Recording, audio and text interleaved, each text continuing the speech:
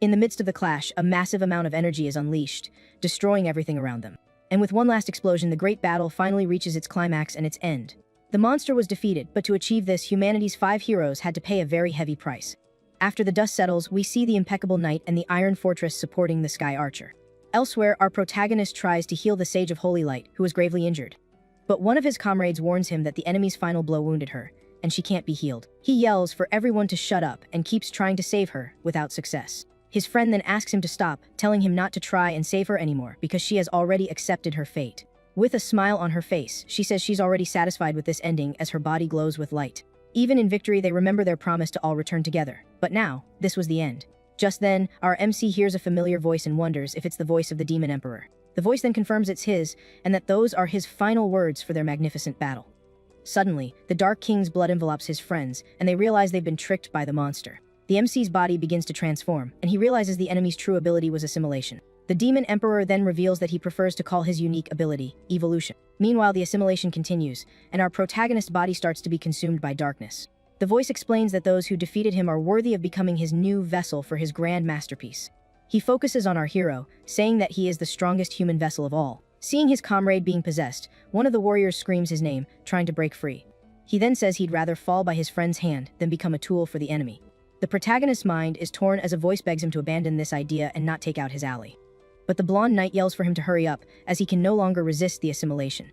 The inner voice keeps pleading with him not to let the tragedy of one brother taking down another happen. Blonde asks why his sword is trembling and if his friend can't bring himself to strike him. With a grim look, the protagonist seems to brace himself for what must be done. The monster's voice says that resistance is futile and that his right side has already been completely assimilated. With this, the knight understands that it wasn't weakness, and a small smile appears on his face. And in a swift motion, the sword's blade cuts through the air, heading towards its target. To everyone's surprise, the sword pierces through the protagonist's friend's chest. With a smile, the blonde says that only someone as ruthless and deadly as him is worthy of that ability. The MC calls him brother, and his ability awakens, causing a mark to appear on his face.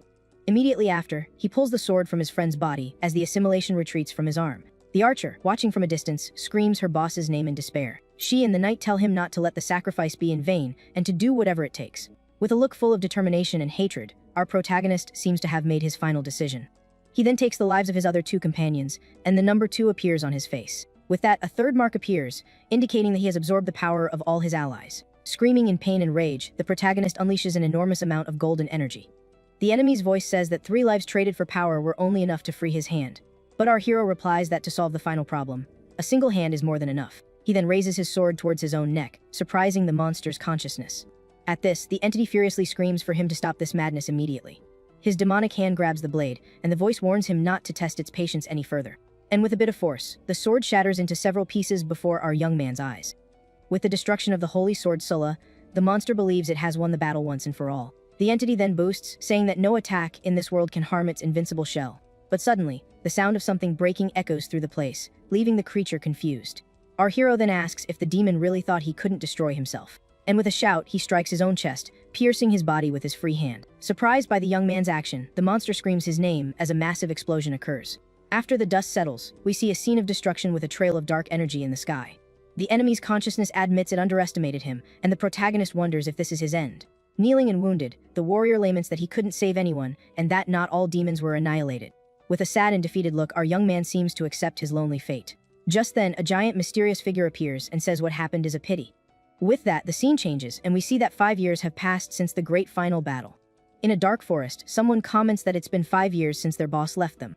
Another voice calls him an idiot and asks if he doesn't know what they're doing tonight. A monster says all he knows is that he had to bring 4 human girls and a demon to this location. He explains that this year's memorial will ensure the new generation never forgets their creator's sacrifice. With that, the monster announces the beginning of the ritual and says he'll start with the 4 human offerings. In a swift move, he attacks the girls. Seeing this, the other demons advance to feast on what's left of the offerings. He then turns and says that now he will spill demon blood to honor their former emperor. Then we see that the final offering is our protagonist, who is hanging and badly wounded. Slowly, he opens his eyes and wonders confusedly where he is and how he ended up in this place. He doesn't understand how he's alive, as he remembered perishing in the battle. But the insect monster kicks him and yells for the trash not to move, leaving him stunned. He continues, saying the prisoner is the weakest demon and doesn't even deserve a name. Shocked, our young man wonders if he's become a demon and notices that his eyes are now green. The insect then says that being a sacrifice here is the greatest honor he could ever have in his life. With that said, the executioner raises his blade, preparing to deliver the final blow to our hero. With a swift movement, the monster's weapon descends at high speed towards the young man. But to the green creature's surprise, its blade doesn't hit the target, and something unexpected happens. The insect monster becomes furious with the young man and yells at him to stop squirming because he ruined everything. Our guy then breaks free from the vines that held him, falling to the ground and escaping the attack. The green creature is shocked by the scene and wonders if the prisoner did that on purpose. With an intimidating glare, the MC asks if the half-breed demon can't recognize him. Seeing those eyes, the insect starts to sweat bullets and stammers, unable to say a single word. A memory flashes in its mind, and it screams the protagonist's name in complete panic. He then remembers an old battle at sea, where he served in the demon army. Back then, he was just a rookie and was sent to row with the other monsters on the ship. One of his superiors told him to put his back into it, because the four lords were watching everything. In the year 312, the Lin clan used the power of the sea gods and launched a surprise attack. The assault was so fast that only a single human arrived in time to stop the enormous fleet. Alone on a small raft, that man prepared to face an entire army of demons. That was the protagonist, Glon, the demon slayer of Belu City, one of humanity's strongest heroes. Meanwhile, on the other side, the demon king was preparing to give the attack command to his troops. But the only thing the insect remembers from that day was that all of his allies perished. The creature remembers that all its comrades were taken out in that terrible confrontation at sea. It recalls that with the exception of Lord Xiu, all the other demons met their end that day. Amidst the destruction, several demon kings were annihilated, and only one of them survived. Even covered in blood, the hero's gaze showed a determination, as if he were gathering his aura. In the midst of the rain and lightning, the warrior stood firm and imposing before his enemies. Back in the present, the insect monster's face shows pure terror as it faces our young man. He then explains that with the right angle, it's easy to destroy the weak spot of crustacean demons. Our guy realizes he has been resurrected, but his ability has been reset to level 1. Seeing this, the other demons shout to get him and charge all at once to attack. With just a few moves, he annihilates 9 demons, and a Roman numeral appears on his body. He says the minions were weak, and that he only got a little stronger with his ability. Another monster watching from a distance is terrified by the strength shown by the young man. Seeing it has no chance, the bizarre creature tries to flee from that place as fast as possible. But the protagonist uses the insect's blade and pins the centipede to the ground, preventing its escape. As the creature screams in pain, our young man approaches and grabs one of its legs with his hand. After the fight, he goes to the girls' bodies and covers them with a cloth to give them some dignity.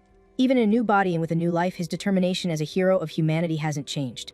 He then tries to use a healing spell to test his powers, and a green light appears in his hand. But suddenly, 3 snakes burst from his arm, and he wonders why his hand turned out like this.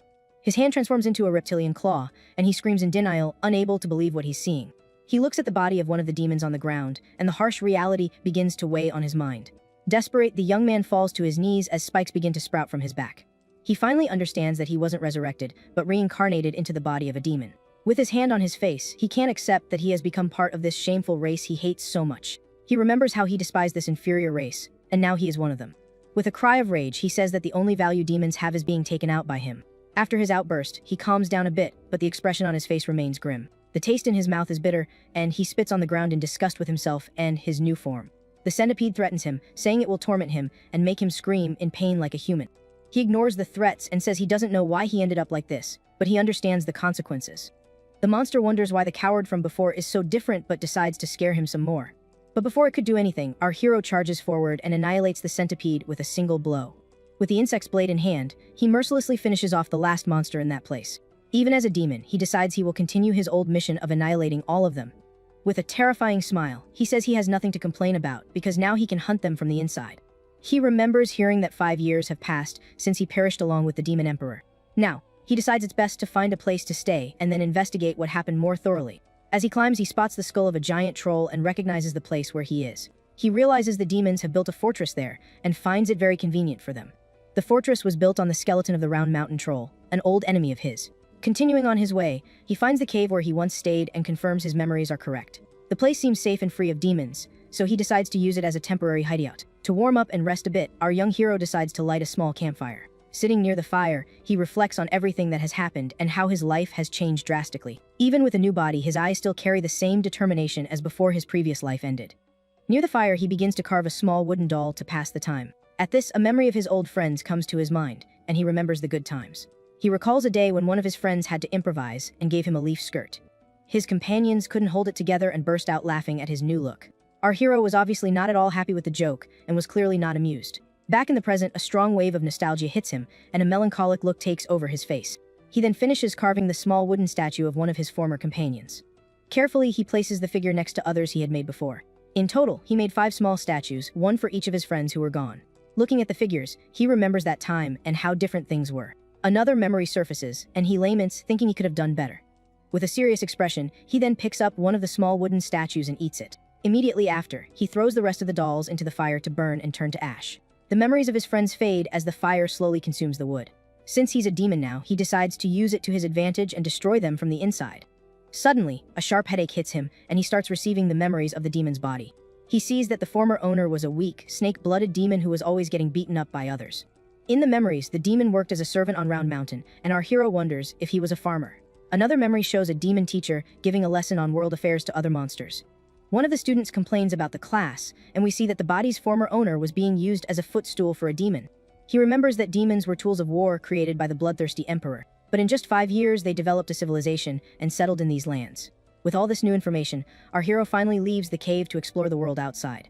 Looking at the horizon, he regrets not being strong enough to solve everything in the past. So he swears that in this life, he will become stronger than ever to annihilate all demons. Using the demon's memories, he finds a map that shows the location of Training Ground 2. That was Round Mountain's Training Ground number 2, a place full of demon recruits.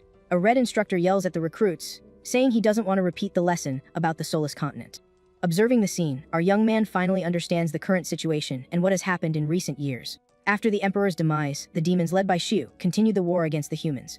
The instructor announces that the topic of the class is talent marks and cleans the map with a recruit. He explains that the marks are innate abilities and that every demon is born with one, unlike humans. To use the ability, both humans and demons need to consume an internal power.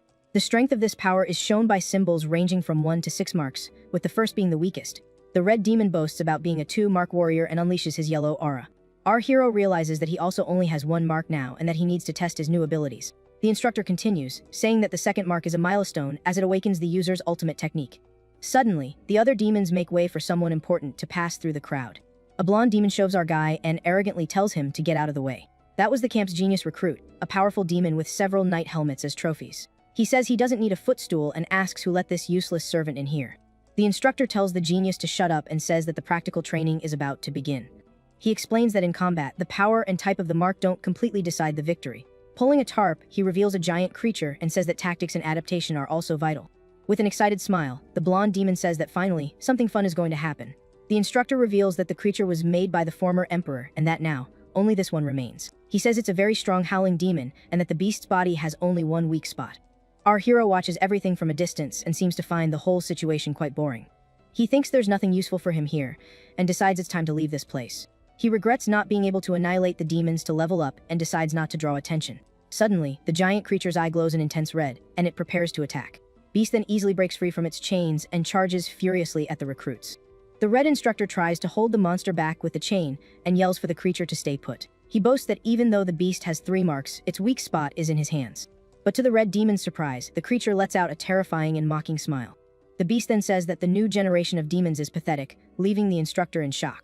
It reveals that it's been faking it for weeks to complete its master's mission, and now it will annihilate them all. The monster's body begins to crack, and dark energy is released from within. In the blink of an eye, the creature lunges forward and annihilates the demon instructor with a single blow. All the other recruits, including the blonde genius, are completely terrified by the scene. Launches a devastating attack against the roots, wiping out several demons at once. The blonde genius is shocked by the monster's strength and decides to run so he doesn't have to use his secret weapon. As he tries to escape, he bumps into our protagonist, who intentionally blocks his path. Lying on the ground, the arrogant demon yells furiously, asking why the bastard is getting in his way. With a calm look, our young man just wipes some blood off his armor, ignoring the commotion. Amidst the chaos, the giant creature notices that one of the recruits stayed behind and stares at him intently. With a smile, the beast taunts him, asking if he can escape as it takes out more demons. Seeing he has no way out, the blonde prepares to use his secret weapon as a last resort. The monster then launches a powerful and dark attack directly at our hero. Enormous dark claws advance at high speed, ready to crush the young demon. But instead of running, the protagonist faces the attack head on as his eyes glow intensely. The beast is surprised and wonders what's happening and where that strange aura is coming from.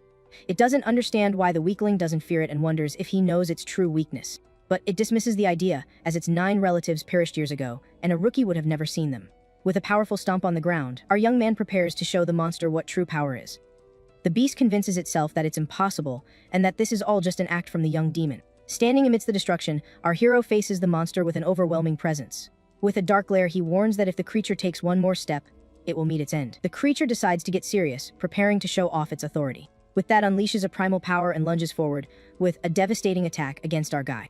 But our hero remains standing without a single scratch, while the blonde demon is down for the count behind him. The monster makes a swift move. Fleeing at top speed, the monster thinks the fight is too risky and decides it's better to just book it. Everyone is shocked to see the massive demon run away, and the blonde genius can't believe what he just saw. Then, our hero offers a hand to the demon on the ground to help him up. The blonde demon looks at him with an expression of total confusion, not understanding what's happening.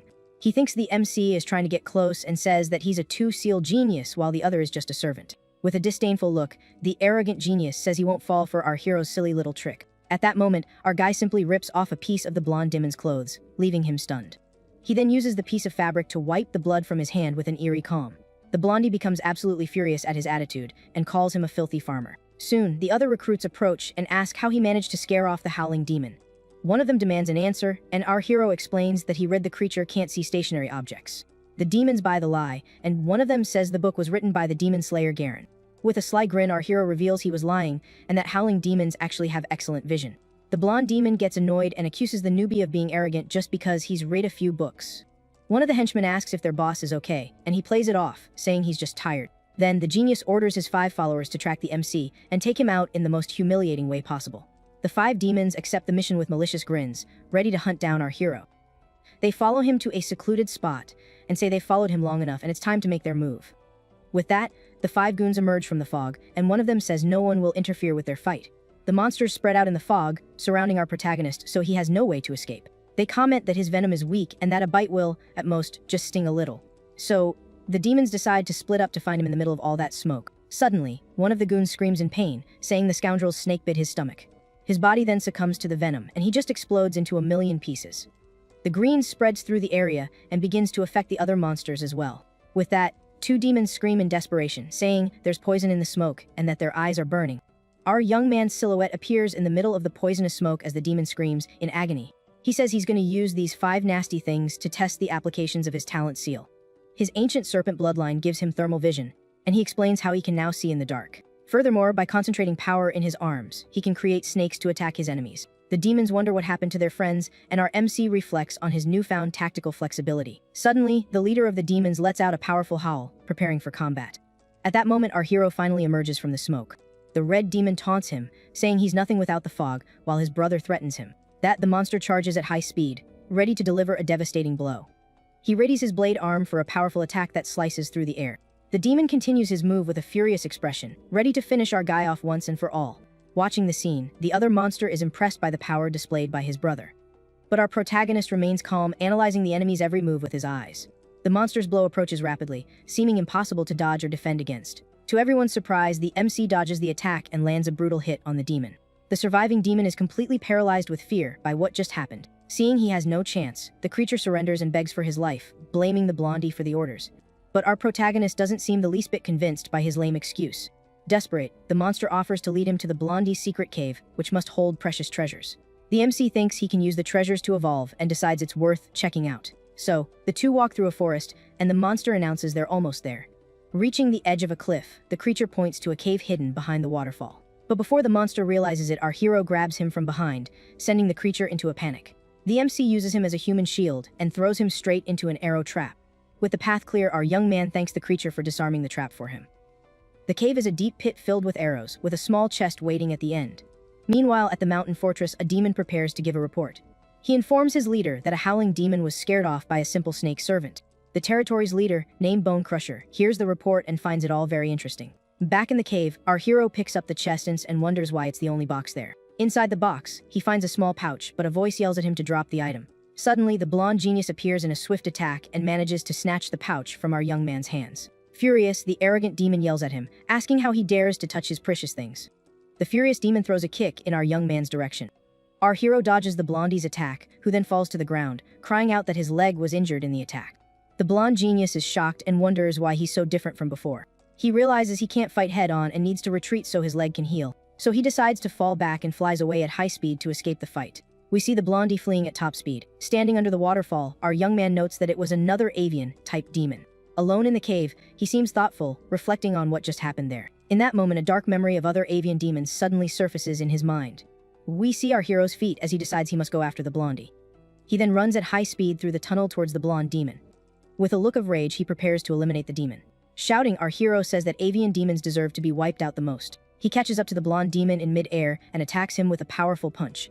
With the impact, the two begin to plummet at high speed toward the lake. Even in freefall, our young man lands a devastating punch right in the enemy's face. The blondie then uses his claws to land a brutal blow on the MC. But he ends up kicking him, sending him flying into the water. Our hero then lands gently on the lake, as if it were nothing. The blondie taunts him, saying he was unlucky to fall into the bile lake. Suddenly, something begins to move under the water's surface, getting closer. With that, several strange creatures emerge from the bottom of the lake and surround our young man. The creatures grab him from all sides, but he doesn't seem the least bit worried. The blondie explains that those bugs will devour him until there's nothing left. He reveals that the lake was formed by the bile of a very powerful demon clan. Being pulled under, he bites one of the creatures with all his might. With this, he begins to absorb the creature's energy to increase his own power. He breaks free from the creatures with a blast of power, leaving everything around him destroyed. The blondie is surprised by his strength but quickly regains his composure. He says that even if the protagonist is strong, he'll never be able to finish off all the insects. Then our young man launches an attack with his hand, and several energy snakes surge toward the blondie. The energy snakes shoot out of the water and attack the demon in the air at high speed. He dodges and slices through the snakes with his wings, mocking the attack speed. He continues to taunt, saying that at this speed, our hero would be lucky to haul manure. The demon continues to dodge and cut the endlessly appearing energy snakes, saying that our young man's snakes are too slow and are, at best, good for tilling the soil. The blondie warns that he'll be slowly worn down to nothing and calls him a filthy farmer. Suddenly, all the insects in the lake gather together, forming a giant, weird ball. The energy snakes fuse with the ball of insects, creating a bizarre creature. The bizarre creature soars into the sky at high speed, surprising the blonde demon. With a determined look, our hero prepares his final attack to end the fight. The creature of snakes and insects charges at high speed toward the blonde demon. The bizarre creature hits the demon head on with a swift attack, shocked by the speed and wonders how the attack got so fast all of a sudden. With that, only the remains of the annihilated insects are left in the lake. He says the insects only got him to the second seal, but that's enough to deal with the bird. Chilling smile, he threatens the blondie, saying that in the next blink he'll slice open his skull. The demon calls him crazy for spouting such nonsense and grabs a bow to defend himself. Then our young man advances at an incredible speed, leaving the enemy completely surprised. The blondie yells not to be underestimated and charges his arrow with a powerful purple energy. He reveals that it is Lord Shu's magic arrow and that fate has saved it for this very moment. He fires the arrow, unleashing a blast of energy toward our hero. The blondie seems confident that his final attack will hit its mark. But to his surprise, our protagonist simply stops the arrow with his bare hand. Energy serpents emerge from his body, and the blondie doesn't understand what's happening. The serpents then envelop our young man and the magic arrow in a completely bizarre scene. They form a cocoon around him and fall back into the water. Slowly, our young man's hand emerges from the water, surrounded by a mysterious purple energy. The blondie watches from the shore, confused, wondering if his deadly arrow managed to finish him. Suddenly, a pink-haired demon appears and runs over worriedly, asking if her brother is okay. She says she followed the trail of feathers, and he reassures her, saying he just dealt with a petty thief. He then looks at the pouch in his hand. With that, the demon reveals that the treasure is to treat her eyes and that he will protect it with his life. In the water, the cocoon of snakes absorbs the arrow, and the blondie remembers the weapon didn't have that power. Our young man is confused and doesn't understand why his body is transforming in such a way. His eye glows as one of the serpents approaches him, as if they were connected. Then, a very bright white light takes over everything, and a silhouette appears in the middle of the glow. His eye transforms, gaining an infinity symbol and a completely new power. The symbol reveals itself as a serpent in the shape of a figure 8, indicating a complete evolution. With a new white-haired look, he finally understands what happened to his body. The energy of the purple arrow is completely absorbed by his new form. He realizes his awakening was triggered by the arrow and calls himself a greedy serpent. With the ancient bloodline, he awakens an impressive power of annihilation. This power is called a serpent's molt and shows its full destructive potential. An explosion of purple and white energy consumes our young man's body in an epic transformation. On the shore, the two demons think he's sunk and that the fight is finally over. The blondie wipes the blood from his face and says they can now relax. But suddenly, the sky darkens and lightning begins to strike, changing the entire atmosphere. A heavy rain starts to fall, and the two siblings look up at the sky, completely confused. Dark purple lightning bolts slash across the sky, creating a terrifying scene. The blondie recognizes it as black thunder and is completely stunned. The lake water begins to bubble and glow with an intense purple light. A huge explosion of energy erupts from the bottom of the lake, illuminating everything around. The shockwave from the explosion nearly knocks over the two demons as they shield themselves. The blondie says something jumped out from within the lightning, and his sister asks what it is and where it is. She points to the middle of the lake with a look of fear on her face. In the middle of the lake, a statue emerges with our hero on top of it, in a new form and with new power. The blonde demon can't believe what he's seeing and is in total shock. Our hero appears in berserk mode, now with white hair and an imposing aura. The two siblings watch his new form with fear and prepare for the worst. Our young man reveals his new form, called Fierce Thunder. He admits his mistake to be deceived before. But now everything will be different. The blondie doesn't accept defeat and charges forward furiously, yelling at him not to get cocky. He flies at high speed toward our hero, but the MC launches a purple attack. The attack hits the demon head on, causing him to fall toward the lake. He screams in fury for being tricked once again by our young man. The attack destroys the blondie's wing, leaving him vulnerable and unable to fly. The protagonist says the blondie's power level isn't enough to test his new abilities. With one last energy attack, he hurls the demon forcefully into the water. His sister watches everything in despair and screams her brother's name in a panic. She runs towards the lake in the rain, trying to find her missing brother. The blondie sinks into the water and laments, saying that if only he were stronger, things would be different. He knows that after he's gone, the protagonist certainly won't spare his sister. With a roar of fury, he unleashes a blast of energy to save himself. Our young man watches the scene with a smirk, not looking surprised. The blondie reveals his new form, called Dove's Feather Suit, with a yellow aura. His sister is moved to see that he has finally awakened his authority. With tears in her eyes, she says she won't let him fight alone anymore. She then uses her dominant demonic eye to summon a giant, shadowy beast. The two siblings shout together, preparing a combined attack. That they launch an attack, called the Falling Sky Arrow, toward our hero. But our young man prepares to fight back with all his newly awakened power. He concentrates his purple energy and launches a devastating beam against their attack. The two attacks collide, creating an explosion of yellow and purple energy. Our hero charges through the middle of the explosion, ready to end the fight once and for all. He lands a powerful punch on the blondie, who has no chance to defend himself. The impact of the blow is so strong that the blondie is thrown far away. The summoned beast tries to devour our hero, but he doesn't let it get the best of him. He turns in mid-air and launches a purple energy attack at the creature. With a viper's bite, he destroys the beast in a single blow. After the explosion, our young man lands on the water. The blondie sees this as his chance to attack while he's distracted. With a sneak attack, he uses the insect bodies as cover and advances. But our hero defends against the attack with a purple energy barrier. The blondie's sister uses her reinforcement gaze to strengthen his attack. The beast she summoned also prepares to attack with full force. She unleashes a woven cloud storm, a powerful and devastating attack. The blondie thinks the protagonist can't block the attack and advances confidently. But our young man unleashes a blast of energy and says not to be underestimated. He uses the Abyss Storm, an attack that deprives the enemy of their senses. With that, the blondie falls into the water, defeated, and his sister runs to help him. He hands the pouch to her and tells her to run, but she refuses to abandon him. He desperately hands her the pouch of eyes, begging her to flee. Our young man approaches, and the blondie begs for the return of the bag with the eyes. In the bag, several human eyes are revealed, and the blondie continues to plead. Our hero explains that his sister needs to eat fresh human eyes to keep from going blind. The two siblings hug and beg for mercy, saying they don't want the eyes anymore. The MC turns away and says he's going to ask a question as the rain stops. He asks if the people who had their eyes plucked out also begged for mercy. The two siblings are left speechless by his question and don't know what to say. With a cold gaze, he demands a yes or no answer, no beating around the bush. They look at each other sadly, and the sister says she's forgotten. She looks down with a blank expression, as if she doesn't care about the victims. Our hero reflects that demons haven't changed at all, even with their new civilization. Sitting on the shore, he thinks they've just gone from hurting for pleasure to hurting for profit. He bites an apple and concludes that they treat life as something worthless. With his new form, he says his biggest gain was the Fierce Thunder form. He explains that this form consumes a ton of energy, so he can't use it whenever he wants. A demon calls his boss over to see the bodies and says their demise had nothing to do with the weather. He reveals that the siblings' heads were ripped off by a lightning strike in a quick and violent method.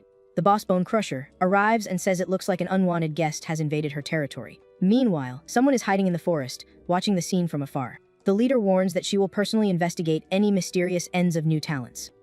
With a hoe on his shoulder, our young man walks through the forest as if he were a simple farmer. Bone Crusher sees him and approaches him with a suspicious look. She asks who he is and what he's doing there, and he replies that he's looking for wild berries. The boss then remembers him as the farm slave who scared off the howling demon. She shoves him aside, saying she has more important things to deal with right now. The demon steps on him and threatens him, telling him to find some good berries for her pie. He falls to the ground under her foot, looking completely helpless and submissive. She leans in close with a seductive smile and threatens him. With a serious look, our hero thinks about his brief encounter with the commander and her lackeys. He realizes that quick showdown was enough to test the power of her seal. So now he considers himself a speed-type demon, giving him an advantage against power types. He laments not being able to take out the fourth seal Demonus, as his ability would have advanced a ton. But the problem isn't just the type advantage, it's the massive gap in raw power between them. Even so, the MC can't suppress the intense urge to hunt her down and finish the job. With a glint in his eye, he decides the hunt for power, and revenge starts now. Meanwhile, the demon commander is reading a book, investigating the recent string of passings. She analyzes the info and discovers the marks on the bodies weren't made by electricity. As she continues her research, she looks for an ability called Mountain of Corpses. However, she rules out another possibility and seems to be hitting a dead end with this mystery. From the top of a cliff, our hero decides he needs to get stronger for a surprise attack. Just then, a small demon spots two monsters making a shady deal with a cart. The smugglers hide, and one of them says not to worry because the place is secure. The little beetle then goes to a lake and appears to get chomped by a frog. But actually, the beetle was being controlled by our hero, who used it as bait. He touches the frog and thinks he's found a secret shortcut to level up easily. With this new info, he arrives at a cave with a huge door and a guard out front.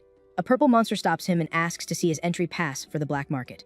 Our protagonist enters the place and sees it's a black market crawling with all sorts of different demons. He moves quickly through the market, seemingly looking for something specific. He hears other demons complaining that they can't buy like they used to. A vendor tries to sell him a rare material that can make his weapons 10 times stronger. But our hero replies that he's never heard of a blacksmith who could actually forge that material. Another vendor advertises fermented hearts, and a customer complains that it's contraband. One demon grumbles about the commander having banned the sale of help 2 years ago. Hearing this, the protagonist finds this behavior fishy and suspects a conspiracy is afoot. Further ahead, a red demon announces he has workers for sale, and the crowd gets hyped. The vendor tries to calm everyone down, saying he'll sell the whole batch at a fire sale price. At that moment, our hero steps up and says he wants to buy all the prisoners. The vendor gets ticked off and asks if our guy has any money, since he looks like a total bum. Calmly, the MC offers the vicious thunder arrow as payment, leaving the vendor stunned. The demon then tells his goons to take the prisoners away so he can have a private chat. Just then, one of the blindfolded children stumbles and falls to the ground. As he falls, the little boy drops a small pouch he was clutching tightly. Desperate, the boy tries to grab the pouch back, yelling for them to wait for him. A lizard monster complains that he wanted to keep the chubby one to have some fun with by himself. The vendor asks if he's in a hurry to sell the item because he's scared of that blonde demon commander. With a sly grin on his face, the vendor seems very pleased with the negotiation. The door then closes and the two are left alone inside the room to finalize the deal. A dark purple energy explodes from inside the room, and the demon screams in agony. Several energy serpents attack the vendor, who has zero chance to defend himself. The door remains closed, but now a dark liquid starts seeping out from under it. Slowly, the door opens, and a bright light illuminates the entire dark hallway. Our hero then walks out of the room with a glowing necklace and a determined look. The door then slams shut behind him, revealing the mess he left behind. Inside, we see that our young man didn't spare anyone and took out every last demon. Meanwhile, outside, the goons are taking the prisoners to a secure location. The lizard then tells the children to keep quiet. But our hero appears out of nowhere and strikes the monster from behind with a final blow. With it, he says he's now strong enough to at least restrain a chicken. The little blonde girl is completely horrified by the scene of senseless violence. The lizard demon's body falls to the ground right next to her, splattering, well, stuff everywhere. The terrified girl calls him a demon among demons. He thinks about his passive skill, which thankfully has a low chance of activating. With the fight over, our young man stands before the two rescued children. He then returns the small cloth pouch that the little boy had dropped earlier. The boy says thanks and takes the pouch back with a smile of relief and happiness. As he guides the children out of there, the girl offers to carry the rope for him. He tosses the rope aside and says he doesn't like seeing people tied up, and that they're free. Using his powers, he heals the men's eyes, and they are incredibly grateful to finally be able to see again. He then starts healing the little boy but tells the adults to zip it because they wouldn't stop yapping and thanking him. Confused, the girl asks why he saved them since he's also a demon, and he replies, "'Cause I felt like it." The little girl is left completely speechless and stunned by her mysterious savior's blunt and simple answer. But with his eye glowing, he tells the little one to be quiet because he's busy finishing up healing the boy. Our young man then stares at the rescued humans, wondering how he should say his goodbyes once and for all. With that, an awkward silence fills the place, and the little blonde girl is left not knowing what to do. Until suddenly, a light bulb goes off above her head, and she seems to have a great idea to break the ice. So the girl turns to everyone and says she's gonna tell a joke to lighten the mood a bit. She starts telling a story about a tavern that was offering a nice discount on the third drink to celebrate a festival. With a smile on her face, she continues, saying that a man asked the bartender for a glass of the second drink. At that moment, the rescued men just give her blank stares, not getting the punchline of her joke at all. The little girl then puts on an innocent face, realizing her attempt at humor didn't quite land. But suddenly, the sound of a muffled laugh echoes through the cave, surprising everyone there. One of the men points to our hero, and the little girl is overjoyed that someone understood her joke. However, out of nowhere, a serpent of dark energy emerges from our protagonist's feet and lunges forward. The creature then wraps itself around the little girl, who screams in terror, not understanding what's happening. The serpent strikes the other people, who also scream in pain and panic from the attack. One of the men falls to the ground in shock and cries out for their savior, unable to believe he's been betrayed like this. Sitting on a rock, our young man looks down at them and says they were very naive to trust him. The man says that the demonic race always hides a venomous heart and that they should never be trusted. With a smirk, our hero says this is what happens when you trust him and that they should remember this lesson. After that, all the rescued humans fall to the ground, seemingly lifeless after the poison's attack. He then approaches the little girl and asks why she's resisting the poison he unleashed. But crying, the girl says he didn't want to finish them off and only meant to knock them unconscious. Our young man remains silent for a moment, a serious expression on his face. The girl says he just wanted to teach them not to trust demons, and he asks what makes her so sure. She then yells that it's because he's a good demon, and that's why she trusts him completely. At that moment, the little boy wakes up and asks his friend what she wants to do now. With her eyes shining, she says she wants to follow him, but the MC replies that he doesn't need any dead weight. She then introduces herself as Sola, a blacksmith, and promises she won't get in his way at all. Our hero recognizes the name and asks if she happens to be the granddaughter of a man named Alexius. Surprised, Sola confirms it and asks how he knows her grandfather, leaving the MC lost in thought. He explains that they are old acquaintances, that he even held her in his arms when she was just a baby. With that, a memory of an old forge comes to his mind, revealing a bit more about his past. In the memories, we see Alexius, Sola's grandfather, saying that he doesn't forge swords for those who harm their own or the innocent. With a serious and suspicious gaze, he stares intensely at our hero from that time. The blacksmith says the MC reeks of blood and that his seal of talent can still smell it, even after all these years. He then tells our young man to leave, but the MC reveals that Sister Dia sent him to find him. He then says he wants the steel sword the blacksmith is forging, and the old man asks if he's with this sister. Our hero then just confirms with a brief nod.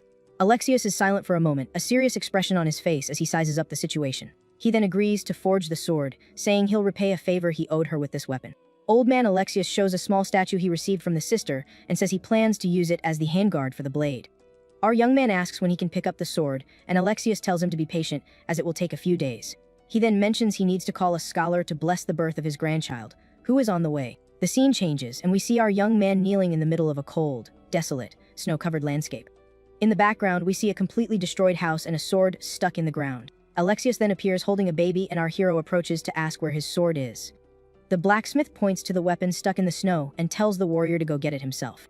Alexius reveals that the name on the sword is Sulla, the same as his granddaughter's name. Then, with a serious look, our young man asks about the little child's parents. Alexius tells him they were gone when a horde of demons invaded and attacked their village. He explains that the creatures wiped out everything and everyone they saw without mercy. He then asks if Sister Di and our hero's beloved also perished at their hands. With an expression of pain, the MC confirms that yes, they're all gone because of the demon race. The blacksmith hands the baby to the warrior and laments that she never even had the chance to receive her blessing. Our young man then looks down at the little Sulla in his arms with a determined gaze. He decides to give her his own blessing and wishes for her name to accompany him on his journey. Alexius asks if he should change the sword's handguard as demons approach them. He suggests that, in our hero's current state, he might not need mercy anymore. The protagonist questions the meaning of mercy as he faces the enemy army. He then reflects that healing the wounded is just a self-deceiving remedy for the sect of mercy. He prepares for battle, facing the horde of demons with his new sword in hand. Vowing that he will act before the wicked, can even raise their blades against the innocent. With his new sword, he charges against the horde of demons, promising to eliminate them all without mercy. Our hero unleashes powerful and precise strikes, and each movement of his blade leaves a trail of destruction. In the blink of an eye, he annihilates several monsters at once, showcasing his impressive speed and strength. He shows no hesitation in his eyes. His only mission is to keep fighting until no one is left standing. With his face covered in blood, he swears to stack the bodies of his enemies until they form actual mountains. For him, true mercy is annihilating them all, so that the innocent will never have to suffer again. But back in the present, young Sulla says her grandpa used to tell her stories about him, but she asks why he looks like a demon now. Our hero dodges the question, saying it's a long story and that he just takes really good care of himself. Then, he turns the questions back on her. Sulla crosses her arms and declares she'll only go back to her grandpa after she's forged the ultimate demon-annihilating blade. Seeing her determination, her reflection flashes in his eye as he watches her intently. So, he encourages her to keep up the hard work, and she gets totally hyped, asking if he really believes in her. With a thoughtful look, the protagonist says that having a passion is a good thing, and he's even a little jealous of it. Afterward, he writes a note for the humans, introducing himself as the Vampire Knight and leaving them instructions. With that, he leaves the humans passed out on the grass so they can safely be on their way when they wake up. Upon waking, one of the men finds the note and shouts excitedly that they were saved by the legendary Vampire Knight. Following the instructions, the rescued humans get dressed and begin their long journey toward freedom. The little boy still seems to be in disbelief, asking if everything that just happened was actually real. Meanwhile, our hero returns to the cave and says he took care of a few demons. Sula then proudly shows off the simple forge she built herself, saying it was a piece of cake to put together. But she laments that the best material is in an occupied mine, so she has no way to put her real talents to use. Our protagonist hands her a rare, golden material, leaving her completely stunned. He says he grabbed the material earlier, and Sula excitedly praises him, calling him a master thief. Our hero then asks if she knows how to forge that steel, and Sula brags, saying she's one of only 3 people in the world who can. His expression turns dark when he hears that the 3rd blacksmith is the current demon king of war, Agricola. She explains that this king is the strongest in history, and that there are only 6 weapons made from this material in the entire world. Lost in thought, he realizes he needs to get stronger as fast as possible to deal with this new threat. Sula then asks where he's going, and our hero replies that he's going to continue his hunt to get stronger. Elsewhere, a demon reports to his boss that there were no survivors at the black market, which sends her into a rage. The boss relaxes in a hot spring and orders them to hang the bodies in the square as a warning to everyone. The lackey asks how they're supposed to find the culprit, but the boss just tells him to shut up and get back to work immediately. She then threatens him, saying that if the farm slave's breakfast is subpar the next day, they won't live to see another. She sinks into the water, thinking she's really craving some high-quality sugar. Meanwhile, some demons are talking about the situation, and one of them thinks it must be bandits from other territories. Our boy overhears the conversation, and one of them mentions that the boss would notice a high-level demon unless they were disguised. Realizing the monsters are on high alert, his hand glows with a green energy as he plans his next move. Near a group of monsters, he concludes that passing himself off as a weakling is a much better way to level up. A couple of demons find the body of another one of their own, commenting that this has been happening a lot lately. Our boy hears them and reflects that he wasn't the one who took that guy out, so something weird is definitely going on. Walking through the village, he wonders if there's another predator hunting demons in this area besides him. With his sharp instincts, he suddenly stops, sensing that he's not alone. His eye glows intensely as he focuses his attention to detect the mysterious presence. He then scans the abandoned village, trying to pinpoint where that strange feeling is coming from. Just then, he glances down an alley and notices a suspicious silhouette moving in the darkness. He finds it odd that someone would be following a simple slave, and it's definitely not to learn how to farm wheat. With that, the mysterious figure steps out of the shadows, and our hero braces himself.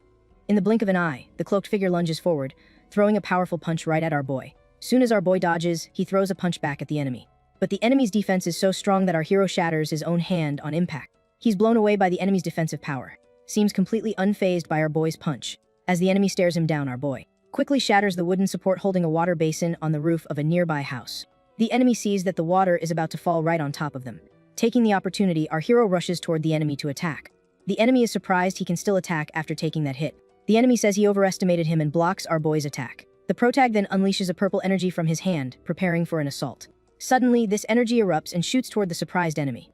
The force of the attack is so powerful it obliterates the ground where the enemy was standing.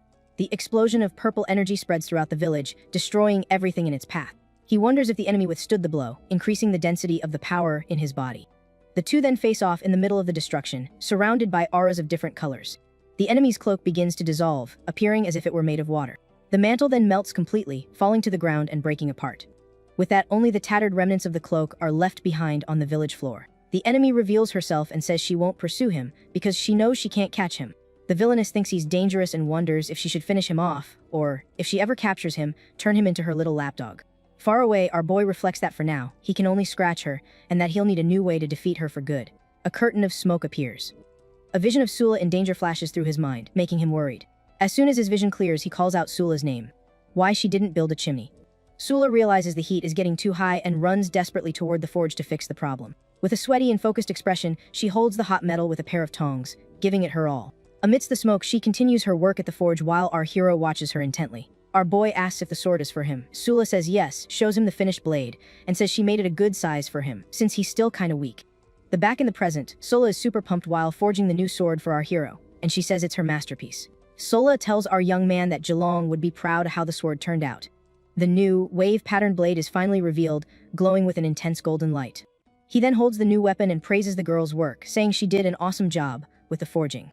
He then asks about the guard hilt and pommel, but the young woman says she doesn't have the right materials for those yet. Our hero then wraps a cloth around the blade and replies that, for now, this is more than enough. Looking at the newly crafted weapon, he asks if little Sula has given it a name yet. She says that since the greatsword was named Sula, this one should be called Little Sula, and he agrees. Right after, we see what the weapon will look like when it's complete, with a sinister green aura surrounding it. He says that, as expected of an angsty steel sword, his body can barely wait to absorb it like an offering. But he controls his instincts and says it's not time yet, as he needs to wait for the sword to be complete before it can evolve. At that, Sola raises her hammer full of determination and says she's going to work really hard to finish the weapon. She asks if he can use his sword technique, but he says the place isn't tall enough for that. The next morning, Sola is sleeping and drooling, completely knocked out after a long day's work. Until a delicious smell fills the air and wakes her up, as she mumbles that the aroma is amazing. With her mouth wide open, Sola stares at a huge fruit pie on the table. She asks how he knows how to make that, and he explains that he learned at the Royal Academy. We then see him placing one more fruit on top to decorate the dessert. Our hero takes the pie elsewhere, and 2 guards say they're going to get wine for their chief. He then enters a hall where the territory's commander is waiting for him, lounging on a sofa. Their eyes meet, and he looks dead serious while the demoness smiles mischievously. As he gets closer with the tray, the commander says it's a long platter and asks to see the goods. She then praises him for being clever and for serving himself up to her on a silver platter.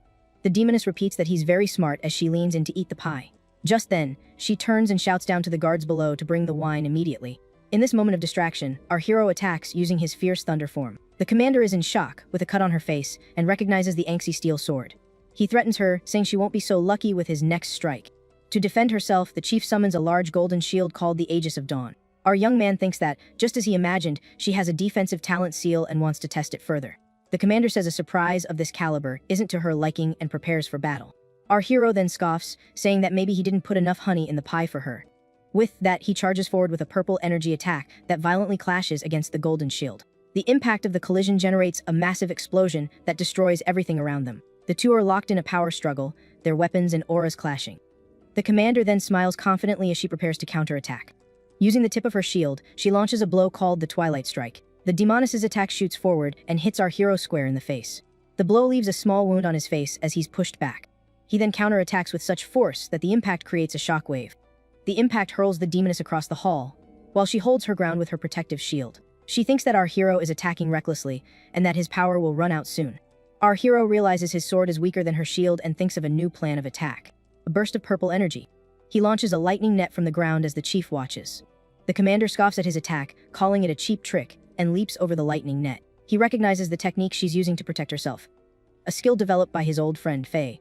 With this realization, he becomes furious that she stole his friend's technique and dares to compare herself to him. The demon chief doesn't understand his anger and asks why he's so ticked off about it. She then lunges forward once more with the tip of her shield, preparing a piercing blow. The strike hits our young man dead on, piercing his chest and wounding him badly. Even injured, he manages to back away as her weapon transforms into a giant spear. The commander scoffs, saying it's ridiculous for him to get distracted in the middle of trying to take her down. Suddenly, green energy serpents appear and wrap around the demon's spear, surprising her. She doesn't understand what's happening and wonders if this is just another one of his cheap tricks. Just then, the newly forged steel sword appears, glowing intensely with power. The chief is shocked and says he had a lot of nerve bringing that into their fight. With an insane look in his eyes, the protagonist says the warm-up is finally over. He then gets into position with his sword and declares that the real battle can begin now. We're told an ancient legend about how a hero faced a giant serpent to protect the 3 moons. The legend says that even without his spear, the hero fought with his bare hands and sacrificed himself to win. Back in the fight, the commander unleashes her golden aura, preparing for a powerful attack. But she realizes too late that she's made a fatal mistake in switching weapons. Our hero takes advantage of the opening she gave by switching from the spear to the shield and lunges forward. With a swift movement, he pierces her with his sword in a clean strike. Cold look, he seems to have gained the upper hand in the fight. However, the demoness smiles and grabs the blade in her body, saying, "Finally got you." At that, her arm transforms into a giant gauntlet called the Armed Hand of Thebius. With her new weapon, she prepares a devastating punch with immense golden energy. He tries to block the blow, but the gauntlet's force is overwhelming and pushes him back. The impact of the punch is so strong it creates a shockwave that shatters the floor around them. Our hero thinks that he needs to dodge at all costs and find a chance to heal. But instead of running, he braces himself to grab the giant gauntlet. He catches her punch, and the chief is surprised that he's attempting a joint lock. Our young man then says he's an experienced fighter, and doesn't mind grappling on the ground with her. With a series of grappling moves, he takes her to the ground and completely immobilizes her. She has him pinned and says his internal injuries must be tearing him up and that he's really tough. With a smile, the commander says it would be a shame to just end him like that. The demoness then presses her foot against our hero's face with all her strength. She then invites him to work for her, but he just glares at her with a look of pure hatred. He quickly breaks free with his sword, and the chief takes that as his answer. At that, the commander attacks him with a devastating punch from her gauntlet that lands square on him. The powerful blow from the giant gauntlet advances with crushing force against our hero. The impact of the collision creates a massive explosion that completely obliterates the castle floor. The attack is so powerful it pierces through the tower's roof and continues soaring into the sky. The energy from the blow hits the giant skull on the outside and shatters it into 1,000 pieces. The fight leaves a massive hole in the tower that goes from top to bottom, showing the destruction. She says that if it weren't for the sword, the punch would have blown him to bits. But with such severe injuries, the demoness refuses to believe he's still alive. However, amidst the wreckage, our young man uses a healing art to recover. He then lands on a floating rock and prepares for his next move. In the sky, a sphere of purple energy forms over the giant mountain skull. With his sword glowing, he prepares to use his most powerful technique.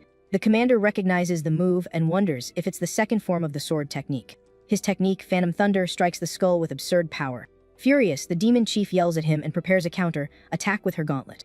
She then meets his attack with her fist, which is glowing golden. The two powers collide in an explosion of energy. The collision is so strong it engulfs the entire fortress in a blinding light. But after the dust settles, we see that the tower was severely damaged by the impact. Inside the ruined hall, our hero emerges from the smoke and rubble. He's back in his normal form, with a calm expression and tattered clothes. His green eyes shine with unwavering determination. Emerging from the smoke, the chief says that his attack almost finished her. The demoness then reveals that in 2 years, he was the first to force her to use this technique. She reveals her innate seal, the Immortal Battle Banner, which absorbs and redirects any attack it receives. Our hero is stunned and wonders about the power of that Immortal Battle Banner. That the chief creates pink energy claws and prepares for the final blow against her opponent. The commander then charges with her new weapons, telling him to take that pride with him to the underworld. The protagonist gets confused by her technique and wonders if this has something to do with his friend Faye. The demoness then stops her attack with a dumbfounded look on her face, having no idea what he just said. Back in the present, the demon commander seems to be pondering the recent events that went down in her territory. Our MC then takes off the bandage wrapped around his neck. A little while back, there's this group of adventurers talking about the legendary hero they're supposed to meet up with.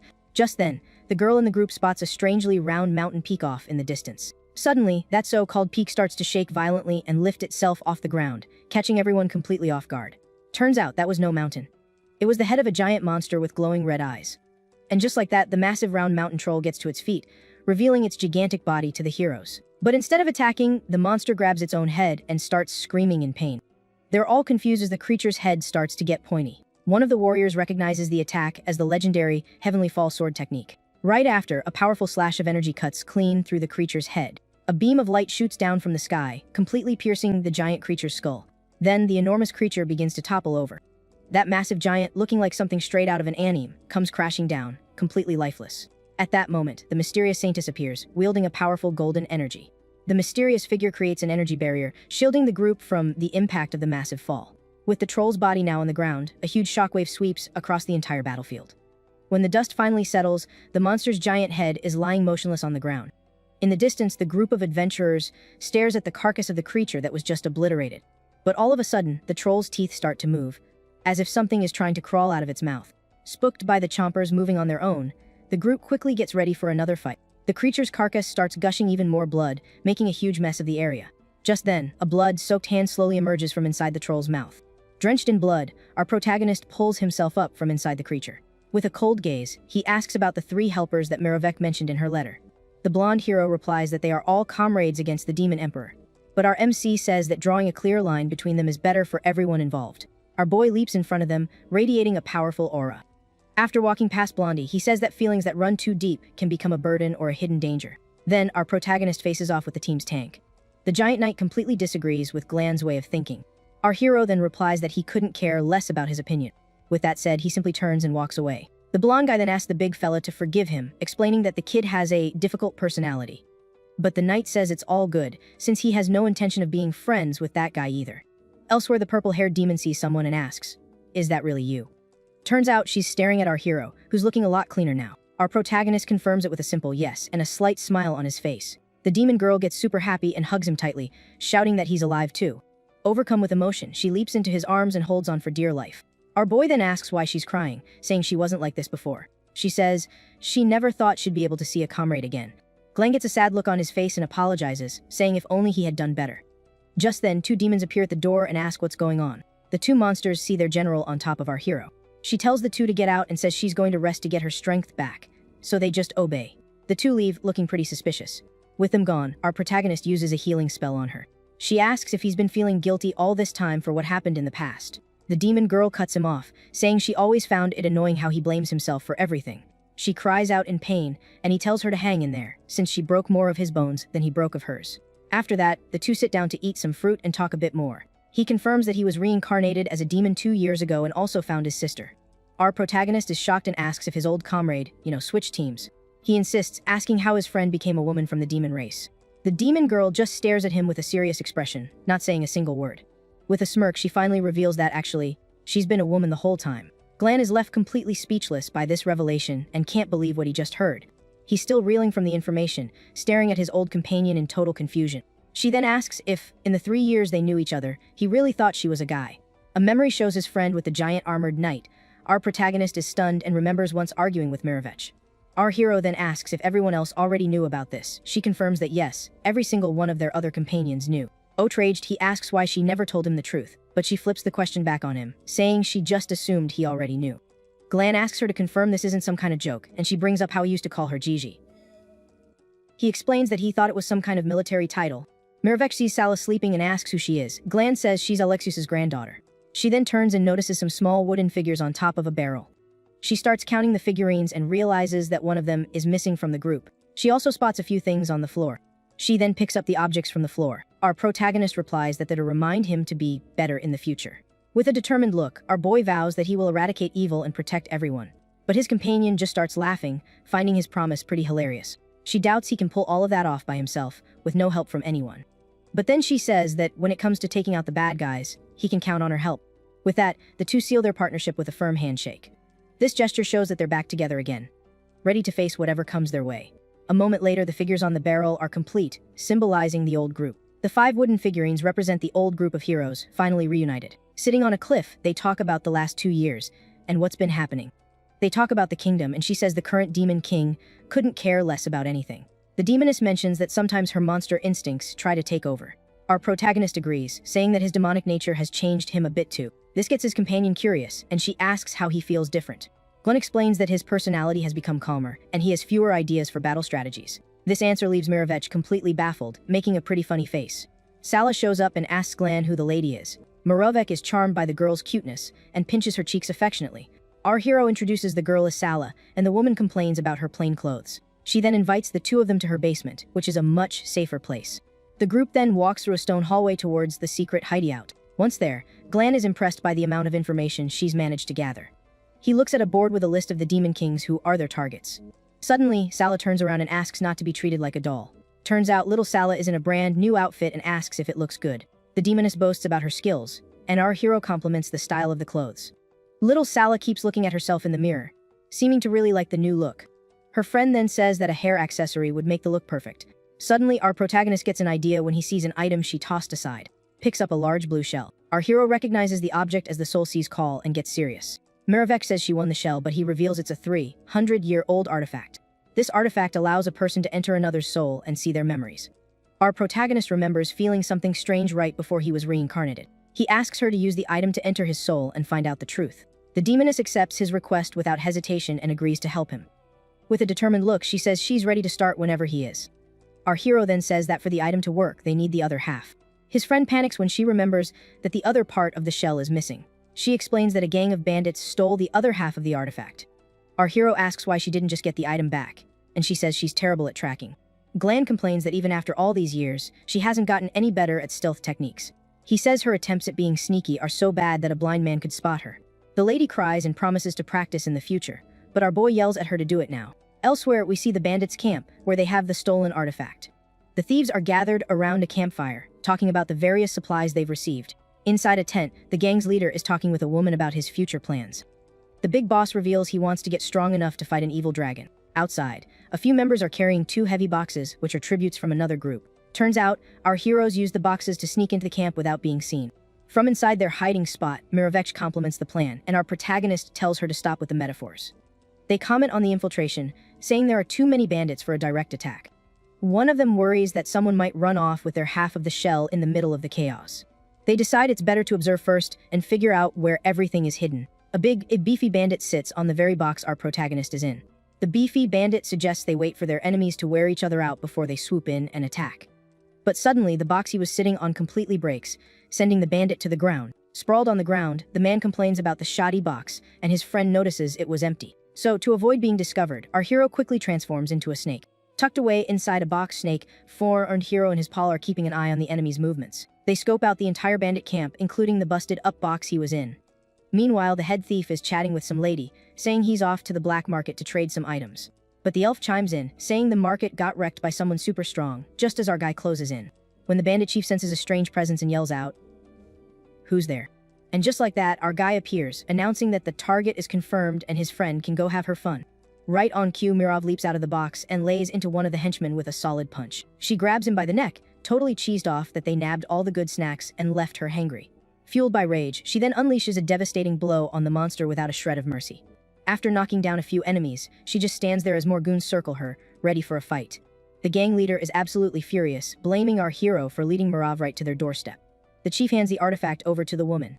In a panic, he makes a run for our hero, using the girl as a flimsy excuse and yelling for help. But before he can get very far, a swift and precise strike takes him out mid-stride. The elf then reveals herself, saying she was sick and tired of that guy anyway, calling him a real piece of work. With a serious gaze, our hero faces off against the elf, who taunts him, asking if he wants the artifact. She keeps the trash talk going, saying that if he takes the item, she'll turn him into her new plaything. Not even hesitating, our guy darts forward with incredible speed and snatches the object right out of her hand.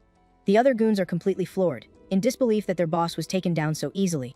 Meanwhile, Mirov is busy fighting other bandits, and our guy starts critiquing her fighting style. He explains that her power can basically blend offense and defense into one move. So, he offers to share a few techniques and an energy serpent materializes in his hand.